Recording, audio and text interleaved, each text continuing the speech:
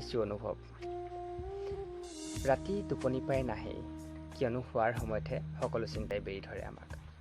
টিউচনৰ ফিজ কেইটি লৈ উভতি আহি ঘৰ পাওঁতেই দেখা পাওঁ কেতিয়াবা কাৰেণ্টৰ বিলখন, নাইবা কেতিয়াবা চিলিণ্ডাৰেই শেষ। এয়াই জীৱন আমাৰ। প্ৰয়োজনীয় বস্তু এটা কিনিবলৈ মেনেজ কৰিব লাগে সকলো। 2 মাহ নিদিয়াকৈ থকা কাৰেণ্টৰ বিলখন আওকাণ কৰি টেবুলত থ'ব লওঁতেই কাৰেণ্ট কাটি দিব বুলি ক'লে খং উঠে। কেতিয়াবা মন যায় কোনোবাই 1000 কোটি লৈ পলাই গ'লেও কিছু আপত্তি নাই।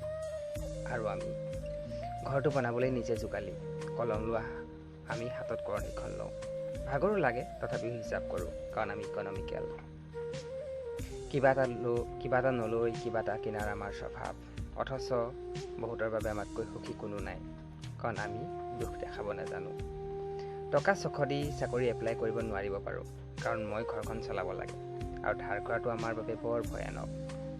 নিশা টোপনি নহাৰ অন্যতম কাৰণ হৈ পৰে সৰু সৰু ধাৰবোৰ। আনৰ কথা শুনিব নোৱাৰা স্বভাৱ। কষ্ট কৰি হ'লেও সুখৰ ভাত খাম। প্ৰগতিশীল পৃথিৱীখনত আমি স্থবিৰ হৈ যোৱা প্ৰাণী। বাৰ্থডে, বিয়া সেইবোৰলৈ ভয় লগা হয় কেতিয়াবা। দেখা পাইছোঁ মই পুৰণি সাঁচি থোৱা মাৰ বস্তুবোৰ বিয়া বাৰ্থডে বুলি কিদৰে নোহোৱা হয়। এই ধৰক মায়ে নিপিন্ধাকৈ সাঁচি থোৱা চাদৰখন, ব্যৱহাৰ নকৰাকৈ থোৱা কাঁহৰ কাঁহী, নাইবা বাতি এটা। তথাপিও আমি সুখী, কাৰণ আমাৰ ঘৰত কোনো অশান্তি নাই। বৰ বেছি বুলিবলৈ দেউতা আমাৰ সৰু সৰু ভাল লগা খুটখাট কাজিয়া এখন। এতিয়া কাজিয়া বুলিবও পাৰে, নাইবা অভিমান, সেয়া আপোনাৰ কথা।